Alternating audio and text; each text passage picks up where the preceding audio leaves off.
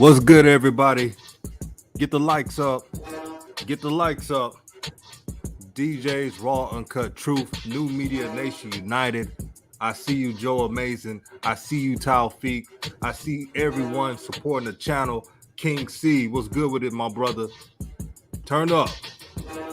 Hit the like button, show love. We're going to talk about the Hornets. We're going to talk about what's going on, what we saw. And what I have with me is the honorable, the also honorable Coach Joe, the OG of new media. You already know what it is. Happening, DJ? What's going on, my brother? How you doing this evening? What's up, new media? What's happening, family? How y'all Oh, doing? It's so wonderful to be with y'all again tonight. Especially after this, this game we saw today that was rather interesting. So, yeah, it's good to be here tonight. It's good to see you guys. See all these familiar faces in the chat. I just see all. It's a beautiful thing. Glad to see everybody, here. Let's chop it up tonight. Coach, I wouldn't even call that a game. That was a fatality. Oh yeah, no, that was just that was the like a sideshow kind of thing. Oh, It yeah, was it was famous, a so they got sideshow. they got all But kind of shows.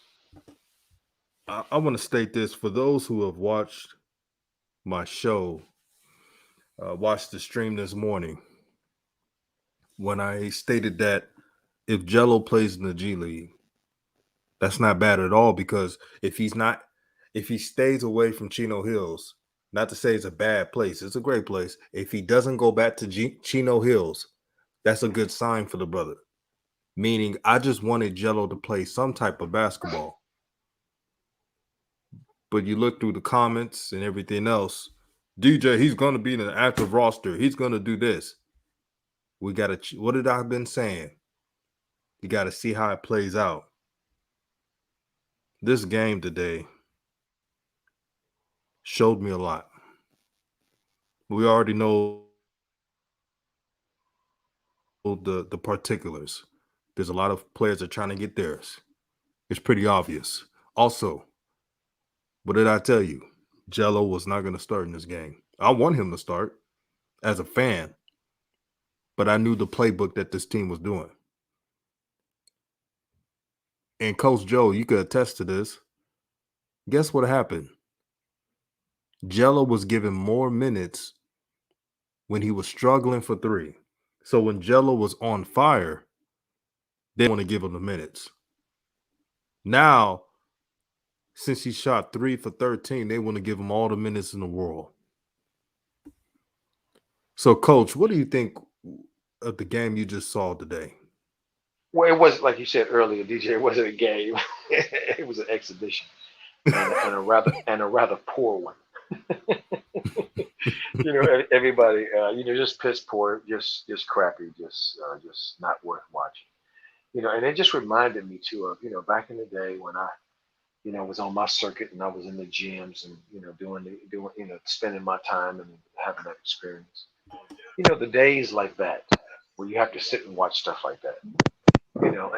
And I started thinking back, like, when did we start talking about food? Where we were going to eat, because it's always it's a group of us, and and that's when the conversation just has to go somewhere else, man, because you know um, this stopped being a basketball game when the Charlotte Hornets at the beginning of the game didn't put anybody on the floor who could handle the ball and be a facilitator. I mean, the already was struggling with that when they had Boogie Damn. and Riller in there. When both of To them were in make there, matters worse, it was Taufik, sorry, Coach Joe. Taufik, when you get in, make sure your Wi-Fi is good.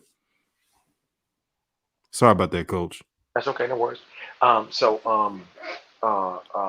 When they didn't have any ball handlers, and we would have been the games we had been watching the previous games, the point guard position play had been very up and down, very shoddy, not good at all, just average, if you will, or pedestrian. And in Riller's case, just downright, wow, what the hell are you doing? What happened to your Mm. game? And so when Scotty Lewis is playing the point guard, and I've been watching Scotty the whole time here, all these games and in college. I'm going, okay, all right, I know what this is pretty much going to be. This going to be whoever gets it, go. So that means it's going to be a lot of turnovers. It's going to be a lot of tragic Johnson plays. It's going to be horrible. Okay, this is what it's going to be. It's going to be no. I see Joe said I call it an AAU game. It depends on which AAU game. I mean, I've seen some AAU games that just look like Houston and with Jalen Green Can I cut the in? Golden State Warriors with Kumunga. You know, great game. Get it? Okay, but this thing here was ridiculous. It showed to me on a lot of levels the lack of organization that the Charlotte Hornets had, and that to me was more troubling about anything else. Let me remind the family of this about this Jello situation. I have said from the very beginning, and I've been consistent. This is a long shot for Jello. It's Mm. always been a long shot. We all know the process of getting to the league. Okay, it's not secret. And it's not a it's not the process is not secretly held like the recipe for Kentucky Fried Chicken. I mean, come on, people.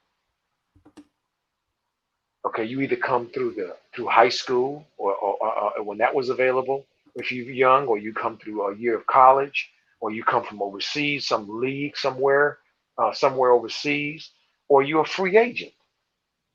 Okay, and we all know that most of us don't know who the free agents are who play in the summer league. The few that wind up on teams that mostly go through the G League.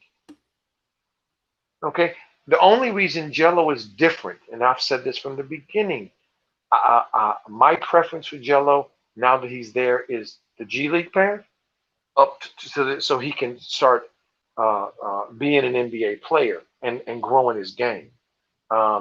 Because it sorely needs to be grown. You can't be a one-trick pony in this league unless whatever you do, wherever you are, you do it, and you do it at that level consistently.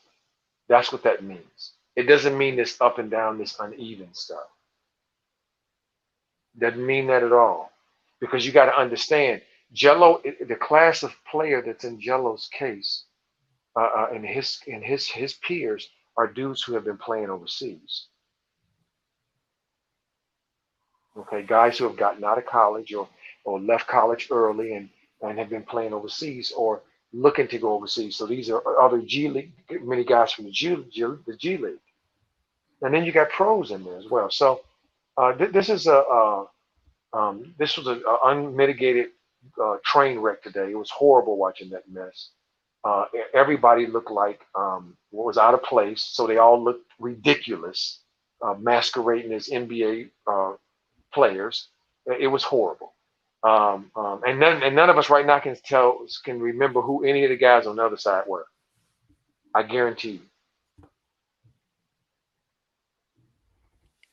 you. coach. So, you know what I mean, DJ. So yeah, to me, the indictment is against the organization and how they're handling this whole thing.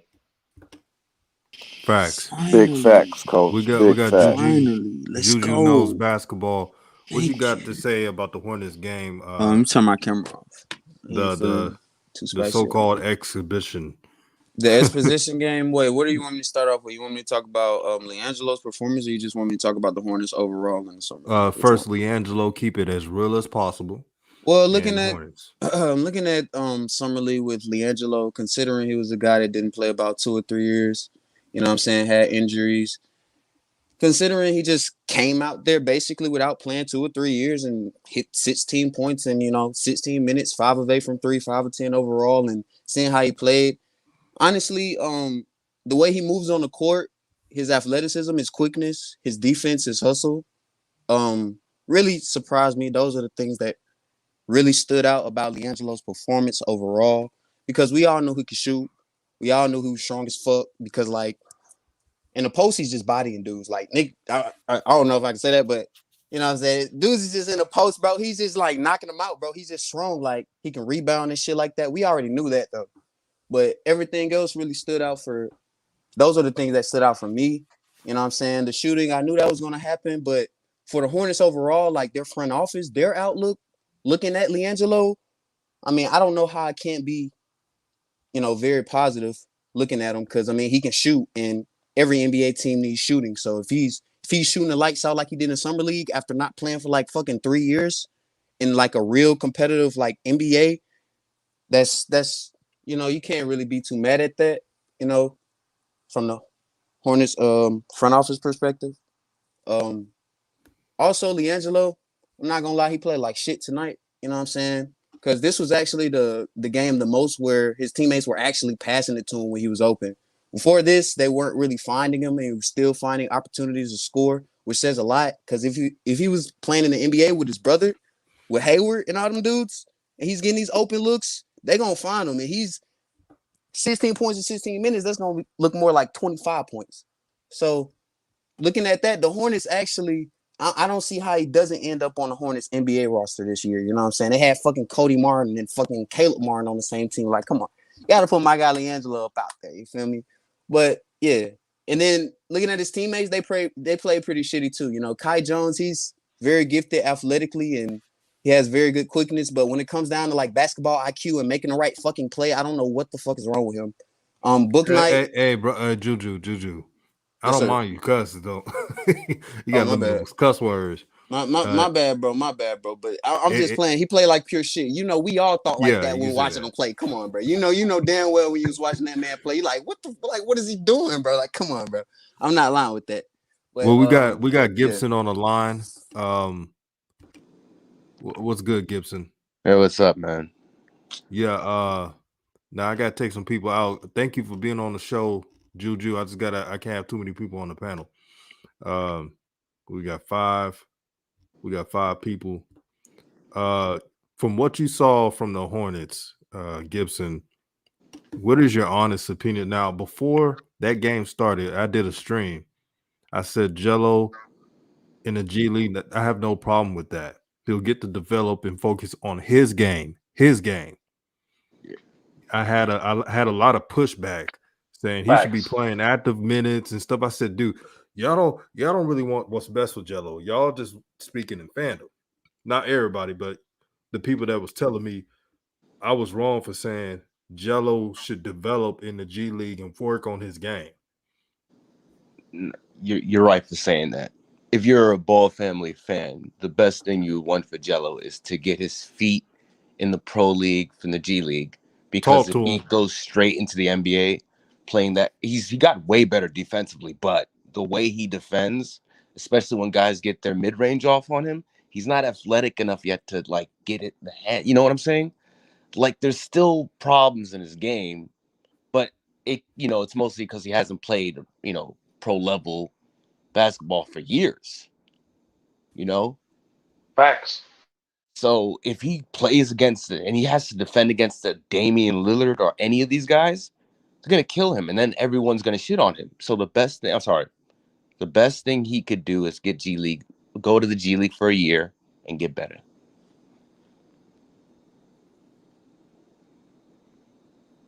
And that sounds like someone who wants what's best for Jello. You look at Jello and you say, hey, G League will help rectify some areas in this game that needs to be improved. The Yeah. play in the NBA. The NBA is a grown man's game. Let me repeat that. The NBA is a grown man's game. The best athletes in the world. And you don't want him to work on those things. Coach Joe, everything that Gibson said, what would you say was best for Jello's future in your opinion, Coach? Well, I think the first thing is to be where you're wanted. Okay, and Mm-hmm.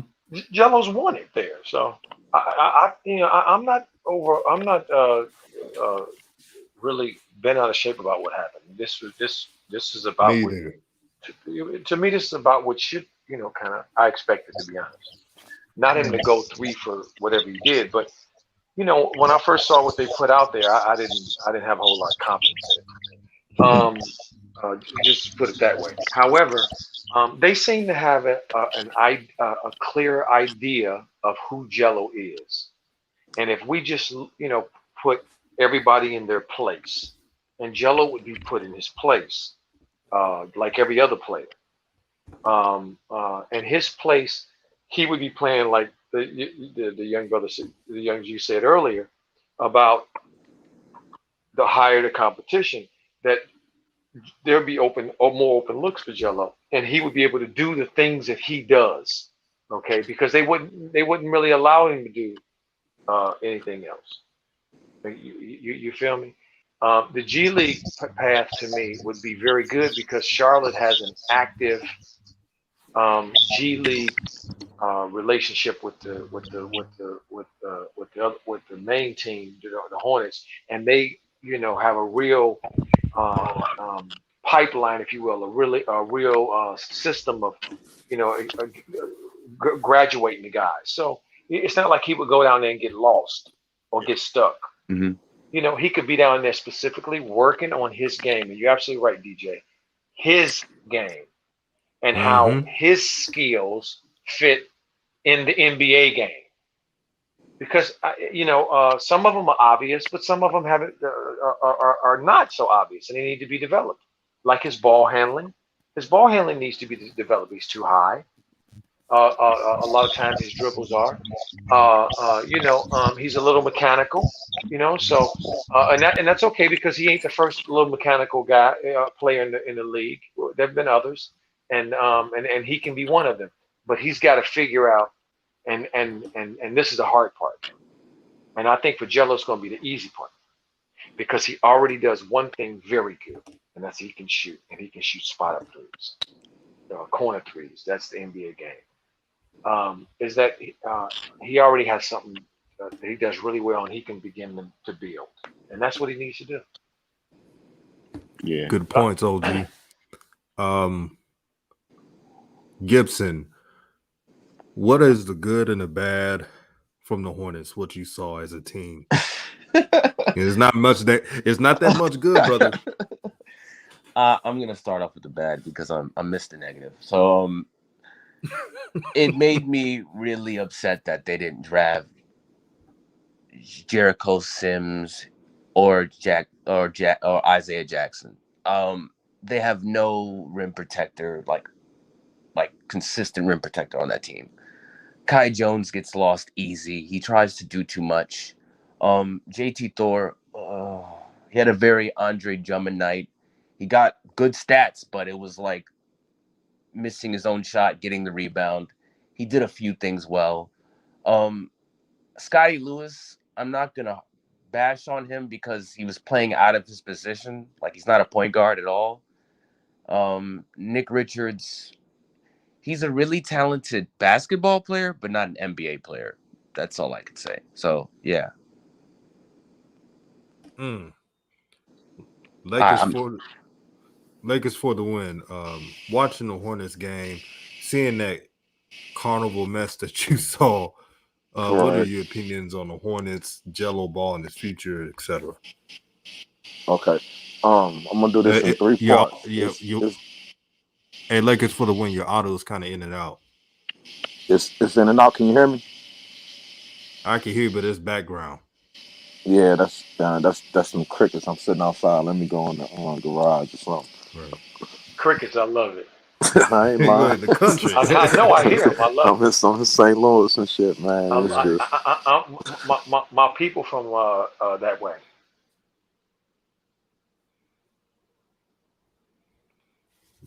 Oh, I love the discussion today. Y'all make sure y'all hit the like button, share the content as well. all right, DJ. I'm gonna do this in three parts. I'm You gonna got talk the about floor, my brother. the coaching, LaMelo's age, and the ownership.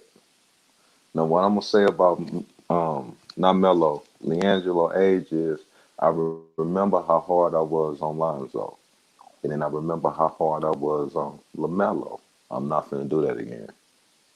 I'm finna let this dude have some time to at least get his game together before I start just going in on him because he's got a lot of potential.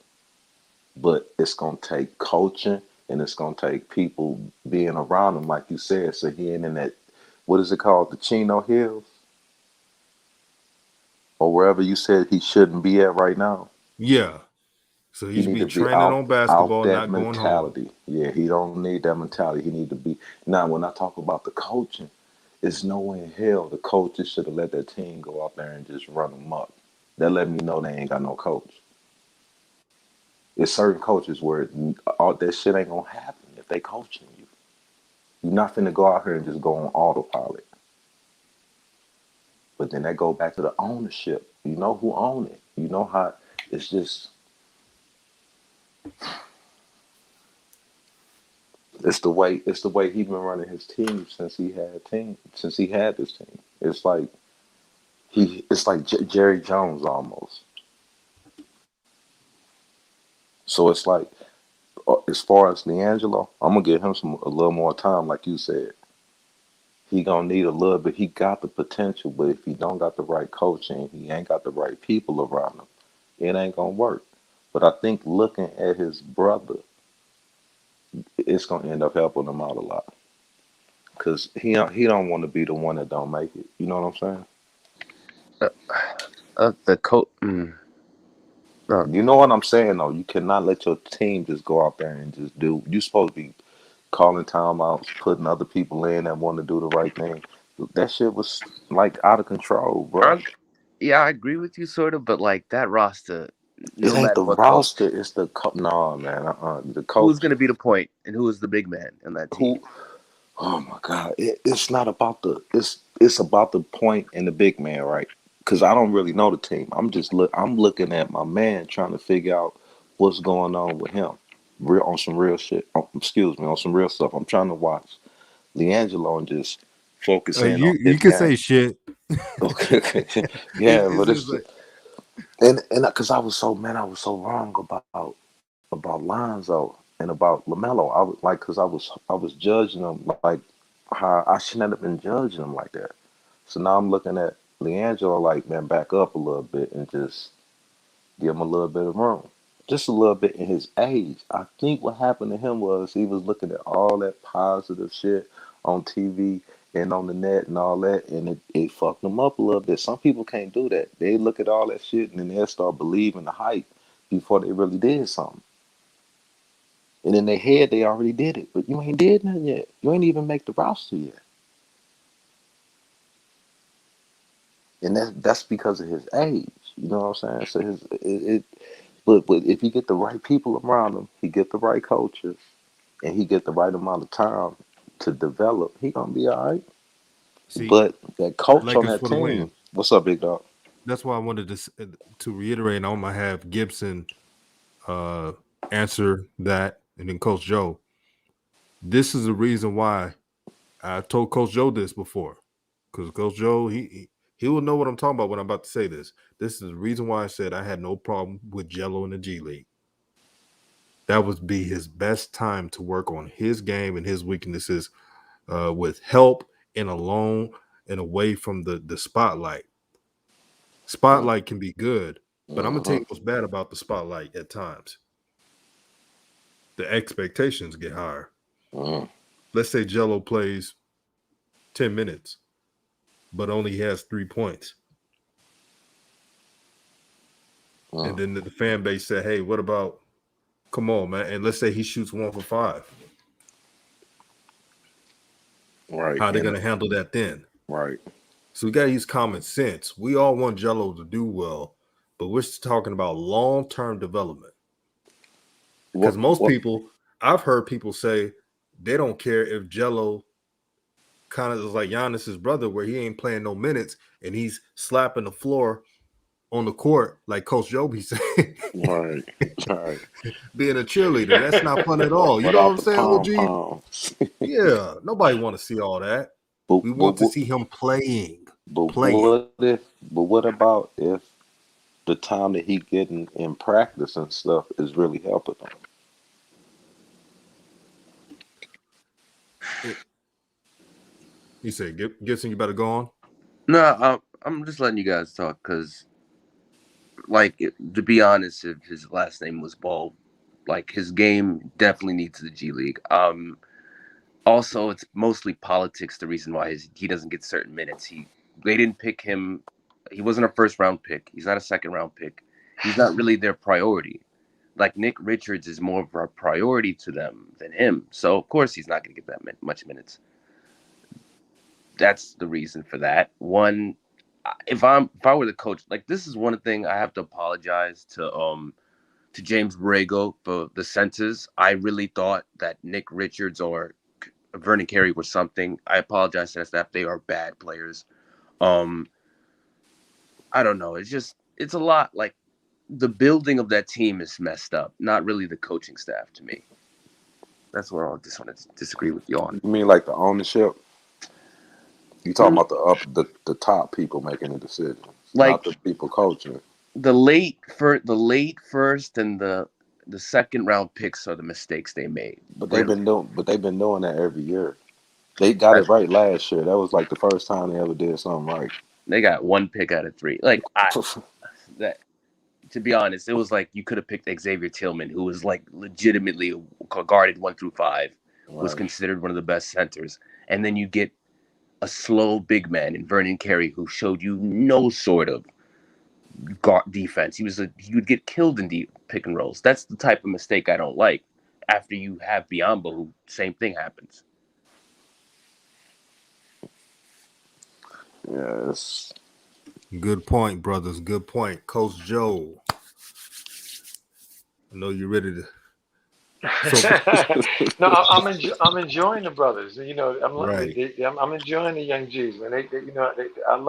I hear all of what they're saying, Mm-hmm. and I can see all of it. You know, there's validity to every last idea. You know, because it's not just one thing. It's a Co- team. It's an organization, and Coach so Joe. it's a lot of things. Yes.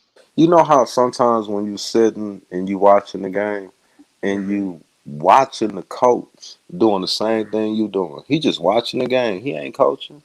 Right.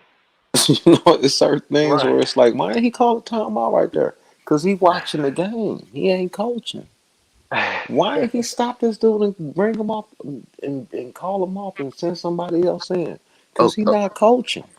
okay, Lakers. I gotta ask you this question: who should he have Well, put? hold on before you Okay, say that, Jason. Let me answer.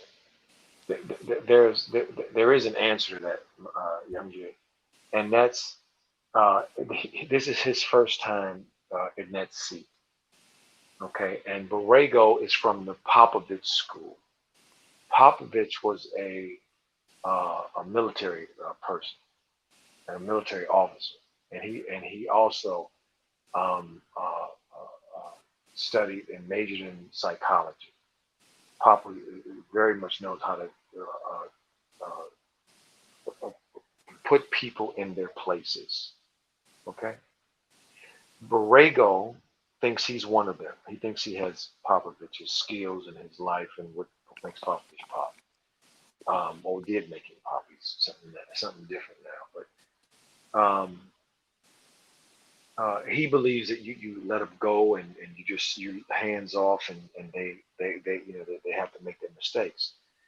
If you look at the benches of all the I do, I look at the benches of all the summer league teams when I watch the games because I'm a coach and I've coached in the summer league.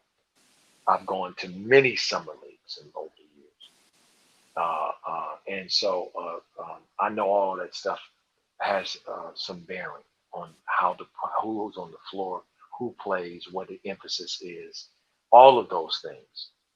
And when you look at the other benches, what I saw on the other benches were seasoned assistants, uh, um, some well-known assistants, but people but a cadre, a few people that knew what they were doing. This is about the only this coach here. I listened to his press conferences and everything. He's new, so he looked like they did. Mm. Okay, that's all. It ain't a conspiracy. It ain't. That's all it is. The Book Knight, they say, was a shooting guard. DJ, you say you're a shooting guard, right? Yeah, Book he's a not just a shooting guard. measure of Zach Levine. Okay, so well, to me, he looks like any of these other Garland, or he looks like any of these guards today. To me, It, a little it, bit of combo, a little bit of point. it's really Very crazy. athletic. I So, mean, so that's what coach, it looked like to me. coach, you remember how who developed Curry? Who was the coach that developed Curry? Nobody. His daddy did. Yeah, Flatline. You don't His think his Mark Jackson had nothing his to do with that? no, No. no. His daddy did. Period. His Period. dad developed both of those his sons. Period. That's who So, did it. so can I explain it to him? His dad Yeah. was the main influence in terms of like No, coaching no, and no, no, things not, like that. not main influence. But No, no, not main well, influence. I as ain't a talking coach, about the main influence. I'm I'm talking talking about as the a guy coach. who they listened to and who taught them basketball. Yeah, that's That's what what I'm I'm saying. talking about. That's what I'm saying. I'm saying that Yeah, yeah. his dad started that, but Mark Jackson instilled the belief in him that he's one of the best players in the NBA. So my question was, what if you have Mark Jackson coaching Melo right now? no, Mm, no, No? mm. I, no. You said no? I'm not sure That's about the Mark same Jackson. problem with Stan Van Gundy. He's an old-minded coach who thinks a certain way. Period. That's Don't. what then that's Hey, what you're saying. All right. No, he is. You ever So hear how he why do talks? you think New York did what they did this year? What do you think it was? You think it was No, that's talent? that's different. How That's is that different? very How is it different different? because he had to. Because he was always a winning coach, even in the modern era. Even with the Timberwolves, he's always been that guy. A lot of these older It's coaches, still an older so hard. coach. No, a lot of these older coaches don't develop a new type of defensive system. Stan Van Gundy did that stuff with the Pelicans, where he was like, "Oh, just let teams shoot threes," and they were getting killed for that. Mark Jackson, every time he talks during like a game, he always says like certain things that show why he was fired. Like he does not develop his mindset. That's what I'm saying. So according to you, what what coach do you think would be good for Melo? Like if you had a coach out there and you could pick a coach for him, who do you think it would be? I think I don't like right now. I think James Bradel can be a better coach. I think he's shown that he is going to be able to develop him. I don't like James Bradel the first year over time, and the more I've heard him, he seems like he's getting it, and he's slowly getting like the way he develops the players. He's known for developing players. So I think this is the right coach for him. He has his flaws. I'm not gonna say he doesn't, but I think he could be. Is he a good coach? I truly X's and O's. Yes. X's and O's. Do you think he could coach better if him and another good coach go head up? Do you think he will get out coach? No, not really. Like he was like okay when he played the good players because the rotations were the problem. But when he started like middle of the year, he showed up. He was he is a good coach. That Do you know roster who he Larry had. Brown is? Do you know who Larry Brown is? Tell me. No, I'm just saying because No, I'm you know asking. Do you everything. know? You never heard his name before? No, I know who Larry Brown is, Larry. but I don't know Who him. is he? He coached LeBron. He No, he was I think no he he was an didn't. assistant coach No, he for didn't. He the never coached. He Warriors. never coached LeBron. No, Oh, I think he he's coached Iverson, and he coached oh, that getting Detroit team confused that with beat the other LA. Coach Brown. Right. hmm? Gibson, he's talking about the Larry Brown that the older Oh, guy I that thought he was coached the talking. Detroit Pistons. Oh, yeah. I get what you were saying though. Oh, yeah. But what I'm saying is like Did you know? But do you Borrego is know? Do you know Larry Brown had a team with okay. really We're no going. We're talking stars, about. Are we talking and about we right talking now? about coaching? But you bringing up Mark Jackson, who legitimately has shown to not the way he talks on TV and the way he acts is the same thing with Stan Van Gundy. They have a mindset that younger players do not like.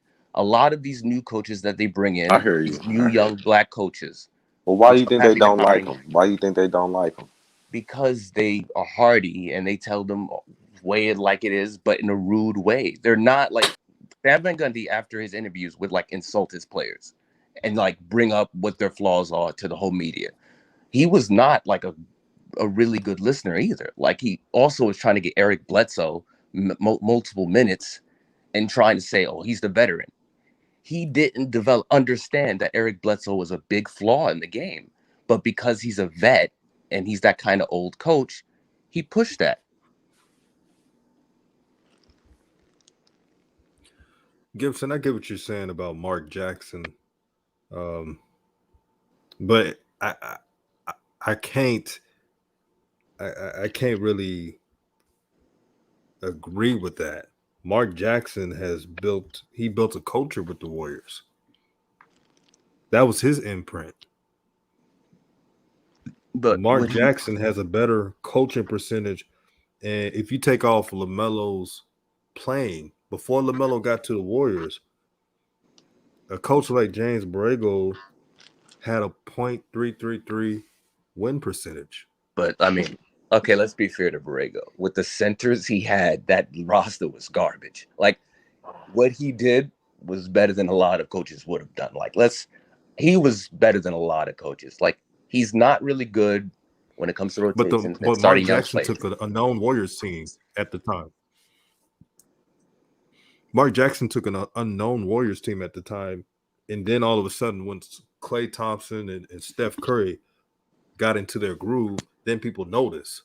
But when Mark Jackson took that team, it was a dumpster fire. But I'll give you a good example. Mark Jackson did not want to start Draymond Green over David Lee. I disagree with that method, and I agree with you on that point. Like, and the reason for that was because he was all vet, very pro vet. And the reason why Steph Curry was different, because what Steph Curry was doing was like not normal. Like, so there was no excuse. But they even had to get rid of who was there before Steph Curry. I forgot that guy's name. He was like really popular with the Warriors fans, and they booed them for. Was he a guard? Yeah, before Monte Ellis. Yeah, Monte Ellis. But what I'm saying is like older coaches sometimes have like that. They're basically a James Borrego mindset, but on steroids. Like, they are very pro vets, and they won't even allow young players to flourish if they can. So Gibson, Mark Jackson has a .526 coaching percentage record, and not coaching in the NBA, not because of X's and O's, my brother. He's not coaching in the NBA because of his religion. Let's keep it a buck. Half of that was, but like, he also did have bad relations with certain players. Like, he wasn't perfect, and I get that. And SJW stuff did happen to him, but like, it wasn't just that. But I agree. Gibson, I'm confused. Can I say something deep? Yeah, OG. Okay. I'm confused a bit by the logic that you're applying, because it seems like you want to have it both ways. Okay. Today's game is very analytical, which means it's becoming more and more systematic. Now, I remember, because I've been around a while, I remember when all of this was not applied to basketball. Basketball was talked about and taught in a different way, evaluated in a different way. And DJ said a coach's winning percentage is the same thing as a player's analytics as a result of what they do on the floor. While we're here on the show tonight, what Jello did on the floor tonight, and what the Hornets did on the floor tonight, which was horrible. Yeah. From an analytics standpoint of view, and whether you know analytics or not. If you just watch kids play in the park, you know that this was not fun. And so Mark Jackson has another coach has a 500 over a 500 or better, which is a high percentage, and you dismiss it with your opinion. It's like, wait, hold on, Gibson. I listened to you now, and the other young G asked you a question, trying to get you to give your reasons for why you're saying this, and you started making stuff up. You said players. Hold on. You said the players didn't like him, but you didn't name a player that didn't like him. You didn't offer any evidence of any players that didn't like Mark Jackson when he was in Golden State. DJ offered everything. He offered time and space. Well, when he got there, they weren't very good. So him and Borrego have that in common.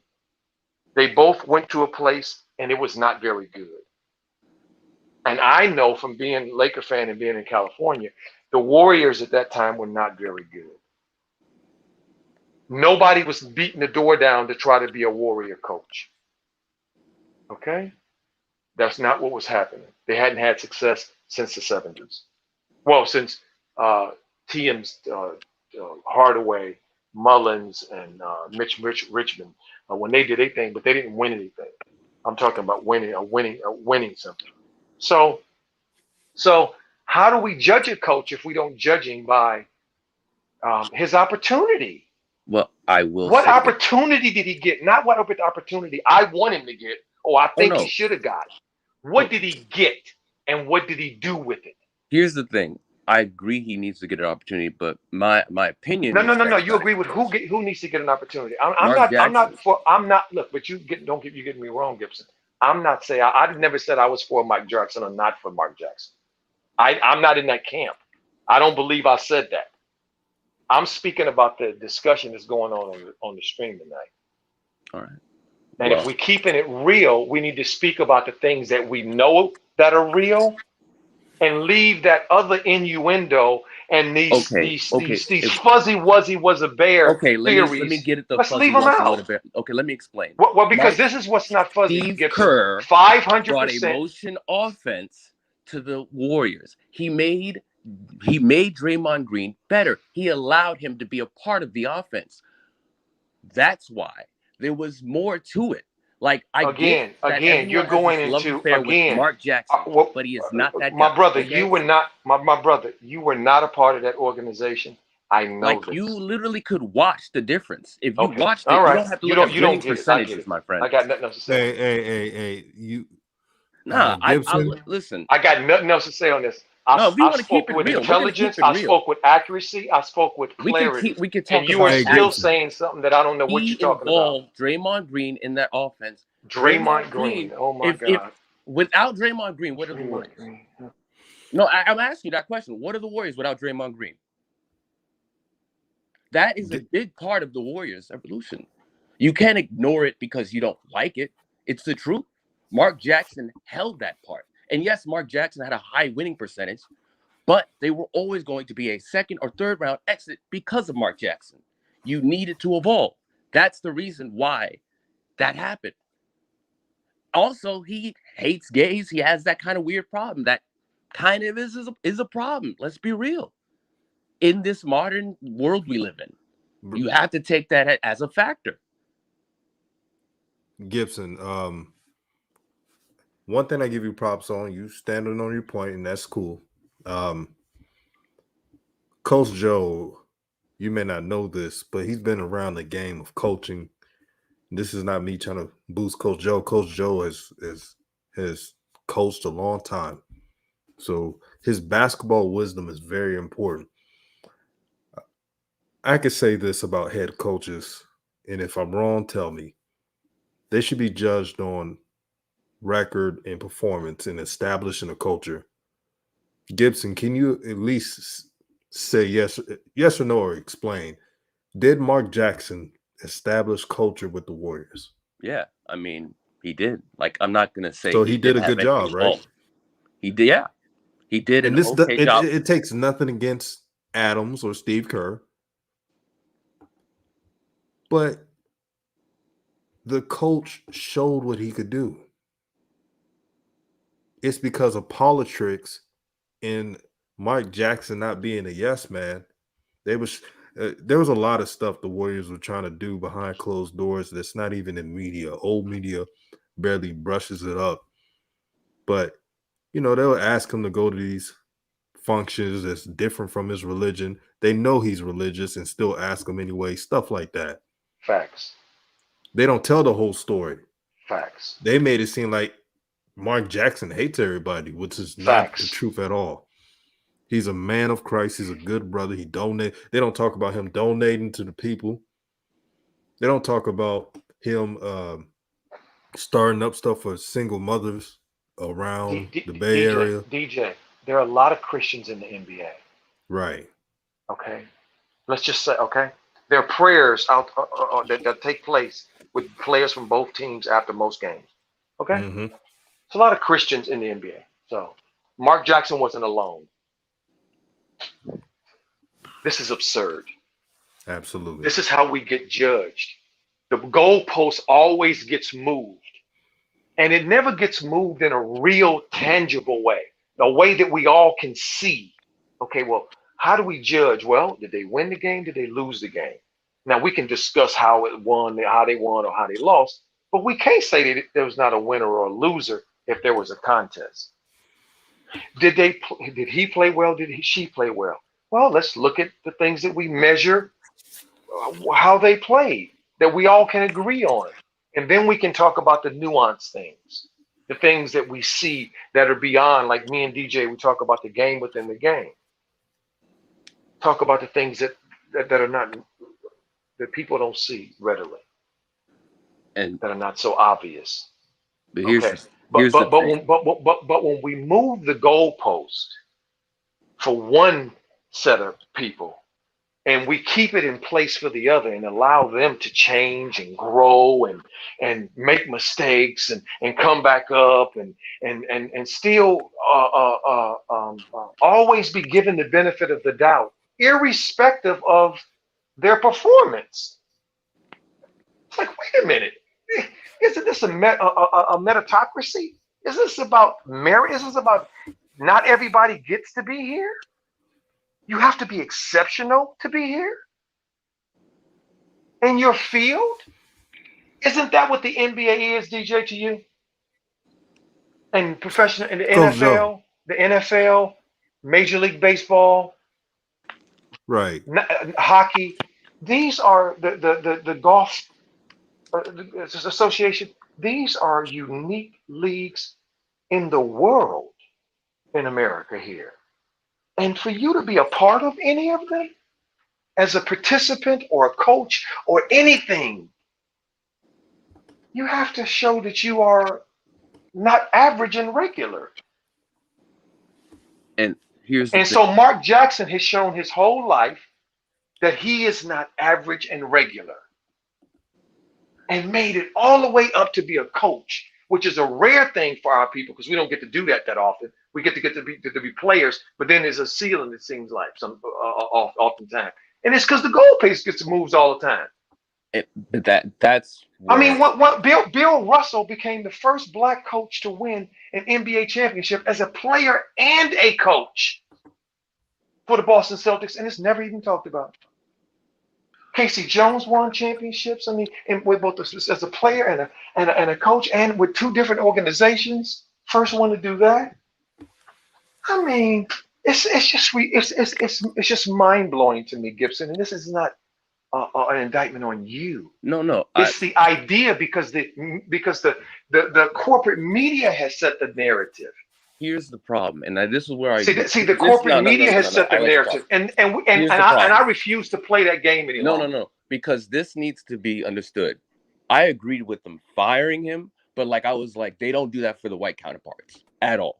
Luke Walton should be fired for the same reason. He's also a terrible coach. Like when he sexually harassed that woman, not a single peep came out about Luke Walton. Chauncey Billups, even though there is a lot of like shit that happened, why did they bring it up on him? Why did Jason Kidd's story get brought up? Even though I think Jason Kidd's a piece of shit, why is his story and not Luke Walton brought up? And it's a lot of white coaches that seem to get away with their mediocre shit. Stan Van Gundy. The reason I brought him up, me and DJ brought that up. Wait, I'm sorry, Gibson. Did you just say that nobody brought up Jason Kidd's situation with his wife? They brought that up. That's what I'm saying. I said anytime. I thought you said they didn't bring it up. No. Anytime it's like, I think firing these coaches is the right move, but I feel like it has to be consistent. Like you can't only do that for black coaches. That's my problem, and that's where I agree. I think firing Mark Jackson was the right move, but I'm like, you have to be consistent with other coaches when that happens. There's too much times, like the announcer who legitimately like they had like evidence. What's the old guy who doesn't talk? Like he retired this year.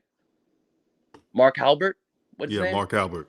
He lived like there was like creepy evidence, like creepy shit going on, and no one brought it up. Everyone was like, "Oh, have a great day. Oh, he was a great old man." Blah blah blah. No one brought that shit up. And my only problem is it's not consistent, and that's where I lie on it. But like, it's fucked up because it's like, yes, Mark Jackson, like what he said, what he did, it's not like compared to everything else. It's because he went after the gay community, and the gay community has money. No one gives a fuck about the black community. No one cares about us because we don't move the dollar signs like they do. That's why. And it's fucked up, but it's true. I don't have no comment about that business. I just make talking about coaching. Yeah, but I'm saying it is all I'm talking about. But I'm agreeing with like that's where I'm at. It's like I'm standing where I am with Mark Jackson, but at the same time, it's like I don't get why a lot of white coaches like Stan Van Gundy get a second try, even though he showed the same shit, and that he obviously doesn't want to change. That's all.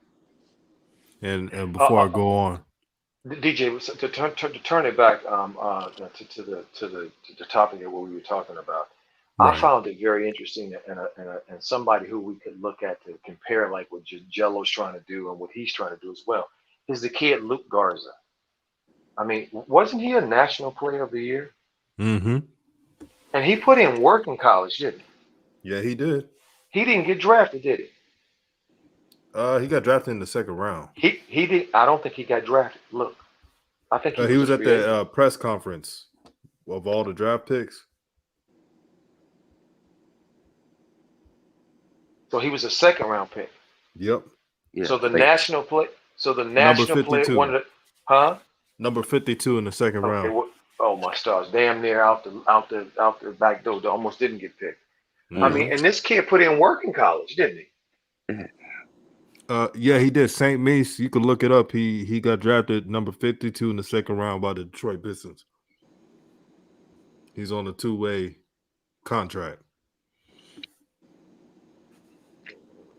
I'm not upset that no team took Luka Garza early.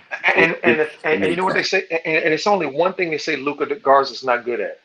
They say he's great at everything else, and clearly he can play, he can score, he's a big body, he's a big dude. He just got slow feet. And they were like, well, wait a minute, what? How can he's on the floor in a pick and roll with Dame, Ja, LaMelo? I mean, who are you gonna guard? I mean, they always just pick on him. So that's why they didn't. He was a late second round pick. This kid can play. He had a great game today. Got better each game. He can play. He's fundamentally sound. He can shoot. He can rebound. He understands the game. But he's gonna be a hard pressed to get some playing time. That's how it is. Like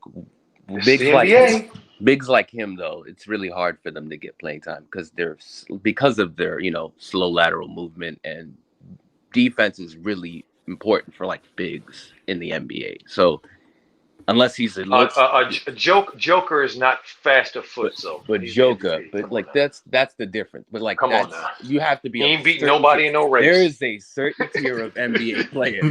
No, be real. The rarity of getting to that is you know what I'm saying. But being a Mitch Robinson is a little bit easier than being a Joker. You get what I'm saying? No, but Luke Garza, go up and look at his highlights. I'm not just blowing smoke here. He's a very good basketball player. He isn't Mitchell Robinson. But what I'm saying is that it's easier for NBA but the opportunities. The point is that the opportunities are not there for him because he doesn't fit the NBA. That's why his one weakness is kept him almost out of the whole draft. National Player of the Year. He averaged 20-something points a game. Charlotte Hornets took a kid who averaged 18 points a game. God dog. Luke Garza played better than a whole lot of people. He got tape. I can show you. But this ain't about what you did in college. It's about what you do in the pro game. In the NBA professional league. This one here. You got to realize if you can't move your feet, you're in trouble. We ain't got no room for you. But you know Okafor when he was in college. Like a lot of people are afraid of getting a guy like that, even though Luka Garza can also shoot threes, but they don't want to repeat that or get a Greg Oden or getting any of these slow guys. So it's easier to just get the athletic, high-flying lob threat because it's easier to see how he would work in the NBA than a Luka Garza, like you said. It's But easier. Gibson, you're pretty much saying it's easier to analyze the athletes that can Yeah. run Yep. and do everything Yep. else than the slew-footed big man, because they look at Okafor and it told scouts to stay away from a big like Jahlil Okafor. Unfortunately, He screwed up everybody. But just yeah, he did. like, and it's understandable because when what they're asking for bigs now to do, they want them to be able to defend the perimeter now. They want them to be able to not be, like in the playoffs. I guess it was against the Suns. They were killing Brook Lopez when he was a center because he was dropped big. He was too slow. And it Right. was at that moment where they don't want to repeat that. A lot of NBA teams don't want that guy anymore.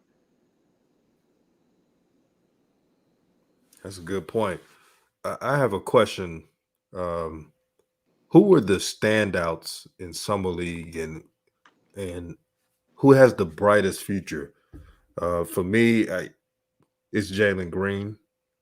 I know Davion Mitchell is tearing up a clinic, but he's older than most.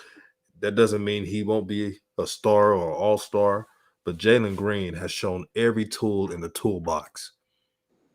He has shown that he doesn't have too many weaknesses. His only weakness is that he's not 200 pounds of muscle.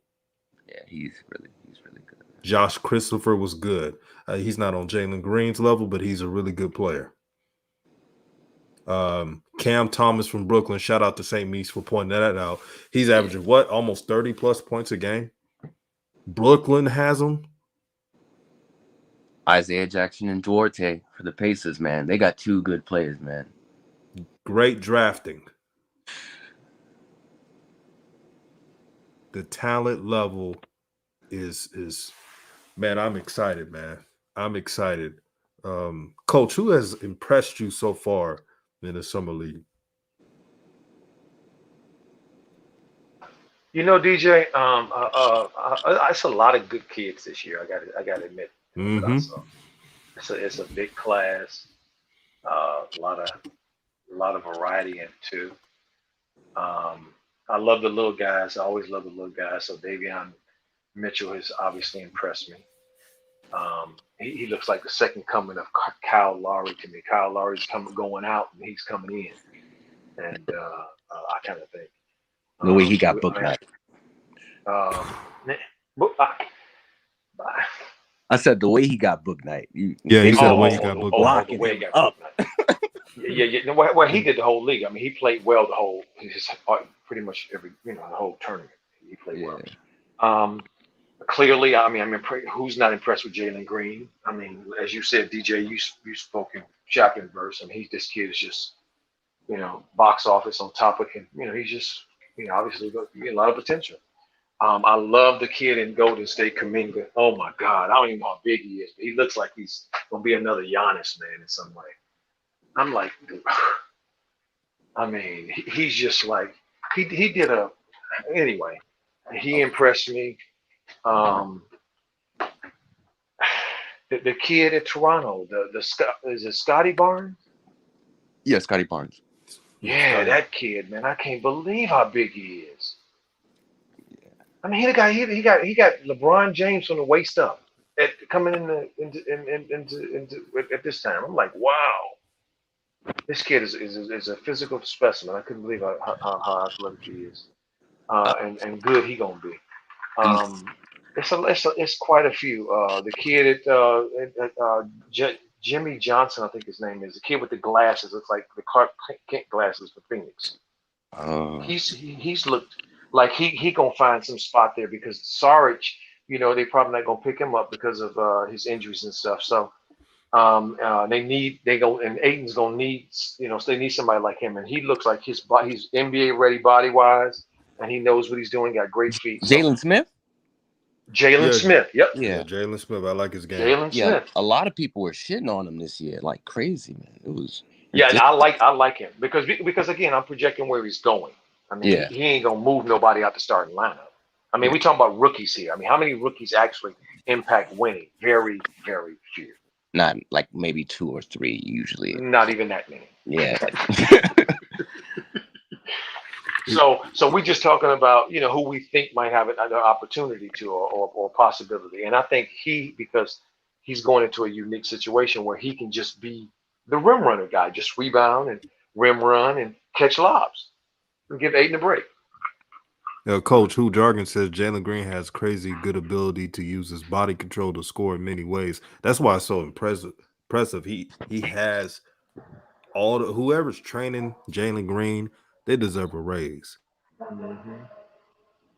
Yeah. Cooper, And I shout forgot out to Cooper. Drop the I'm Mic, sorry. man. He said he in the building. Make sure you subscribe to his channel. Jaheim Nesbitt said Cooper. I He like impressed me. no, I like how Cade controls the game. His offense hasn't been great, but just the way he controls the game and how he gets his teammates, he's definitely taking. Well, what's that French kid who was the point guard for the Pistons? Killian Hayes. Yeah, Yeah, Killian Killian. Hayes is gonna definitely have to play more off the ball. But man, it's nice to watch. Oh, I like Kate Cunningham. Yeah, And the one thing about Cade Cunningham, I know what he is. He's a dual forward that has guard abilities. yeah. Mm-hmm. And if the Detroit Pistons can just focus on that, then maybe they can develop chemistry and get right on the same path. Now they need to do more moves. It may take a year or two. As you know, a lot of these rookies are talented, but they're in situations where they have to rebuild. And I mean, there's only a few rookies that took their team to a respectable winning percentage or close to it. LaMelo would have won more games, but he had a wrist injury. The Hornets had a bunch of injuries, and that stopped that. But DJ, what's up? we gotta ask who's the biggest disappointment though, because I'm seeing people ask that. The biggest disappointment? Yeah, This person's not a star, never was, but Grant Riller. I thought he was gonna have a big jump, and he let a lot of people down. Even the Charlotte media, they thought he was gonna have a big jump, being a key reserve point guard. I don't think he's terrible. I just think he's in the wrong position. They didn't have any point guards in that roster. Like Grant Riller is a guy who looks to score first, to play next to a point guard, and it just didn't. I don't know, man. He just sucked really bad. JT Thor was a disappointment. Mostly the Hornets roster, just alone. every other like summer league roster showed me something. Like all the note. Okay, Usman Garuba. I gotta say, disappointed. I don't see what people see. Maybe I'm blind, but like the guy, he can't be a 5. He doesn't have any offensive ability at all. He can't shoot. He can't shoot a mid range. I'm like wondering what is he going to be on the NBA floor. Oh, those are good points, bro. Those are You know, very good. for me, DJ, I don't really have any disappointments because I don't expect much out of rookies, as you know. Yeah, It's just it's all about being surprised for me. Because I know ain't gonna be no consistency. It's gonna be up and down, even the best of them. Right. And I look at Jalen Green down there. If that team, if that big kid, what's the big kid for Houston? Alfred Sengun. No. Oh, No. big kid. The new center down in Houston, the one that replaced Capella. Yeah, From the Long Beach. European guy. No, he's not European. Oh, DJ, Yeah, the center for Houston, dude. the one that starts. Yes. Christian Wood. Yes, Yeah, Christian Wood. that's Oh, him. yeah, that guy. So Christian Wood, Eric Gordon, back.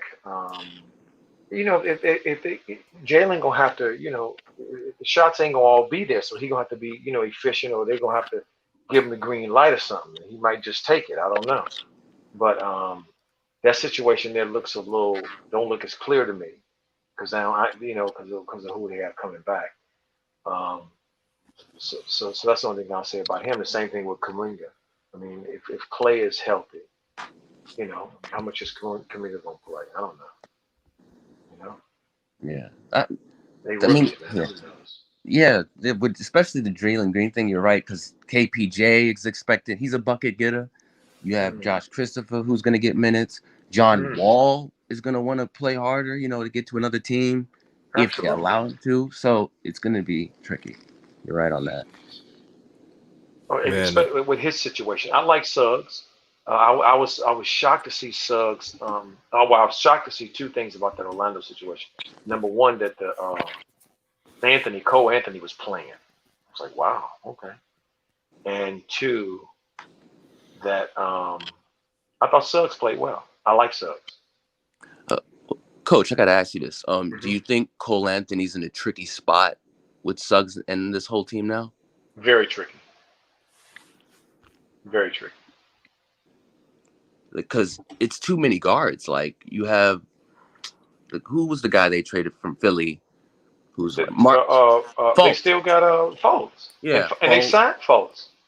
Yeah, and like Fultz got a bag before Lonzo. DJ, how about that? Yeah, he did. How about that? And we got to, and I want to say shout out to ex-Laker, one of my favorite, Josh Hart, getting the bag from David Griffin, 3 years, $38 million. I'm happy. I really wanted him free so bad. I did not want him. Happy for Josh and his family. Couldn't have happened to a better guy. I want all the ex-Lakers to get out of there so I can just wish they fail. Like the Pelicans, not the players. No. I get what you said, man. I want the players to get their money. I'm saying the Pelicans, their fan base stinks. I hope they lose everything.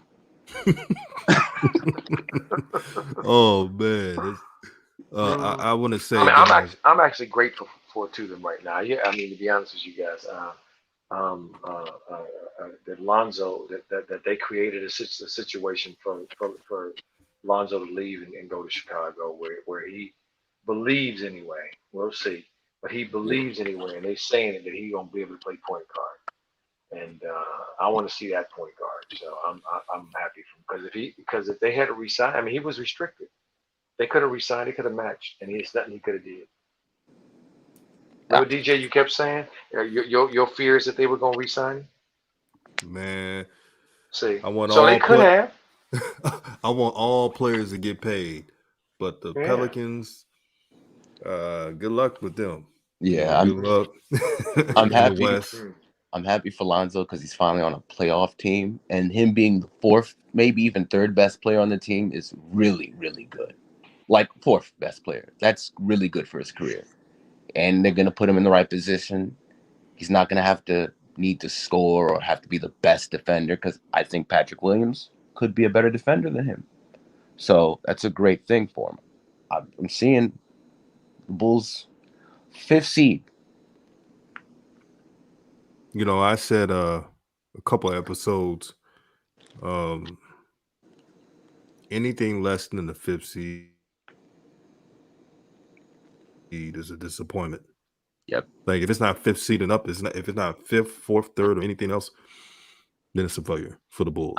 That's how talented their team is. I'm gonna be fair to the Bulls though. Like the East just got crazy good, man. Like the Knicks added a bunch of players, so they're competitive. You have the Nets, you have the Heat, you have 5th seed. You're right. I just realized. Hey, don't sleep on Atlanta. Atlanta, Trae Young. They are loaded. Yeah, it's going to be tricky. So like, I give them 6th seed. If they're under like the 7th seed, then I'm mad. But like, it's understandable with the 6th seed. But 5th, yeah.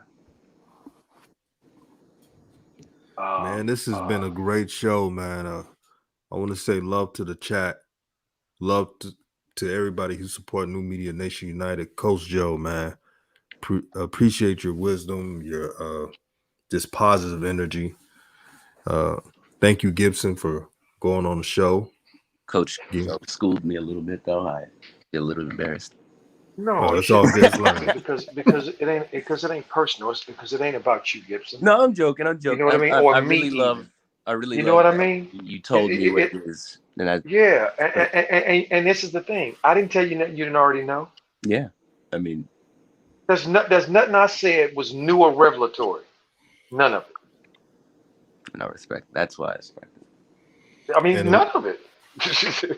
and the I one was thing I love repeating. about this show, Coach, Uh huh. and Gibson, even through the disagreements, there weren't no Yeah, MF yeah. this. Or, Yeah. Facts. Respect. I mean, because if we look at it, DJ, as you always are, I call DJ the Mike Tirico. He's got a great voice. He's got a great way of just managing all this stuff. He's just got a great way of doing it. He's just a natural at it. And you pointed out from the very beginning, the percentages. There it is. Can't get past. And then we add the culture, slam dunk. But this was a very, great show, a great opportunity, another great opportunity to come together that the Most High gave us. mm-hmm. Which at the beginning didn't look good at all, didn't feel good at all for those of us who are following the balls and love the balls and see Jello play his worst game and get it the most minutes and that train wreck exhibition that we watched. But we still got the chance to come together today, so we're grateful for that because we don't take that for granted. Thank you, DJ, as always, my brother, for Thanks. all that you do, all the energy that you put in, the time this man worked today. Put in a full day's work and now he is on this stream. Okay, family. Think about that. Think about what you did in your day today. This is what this brother did on his day today. Thought about the family. Sent me a text a long time ago, hours ago, while he was at work. We're gonna do a stream tonight. I'm there.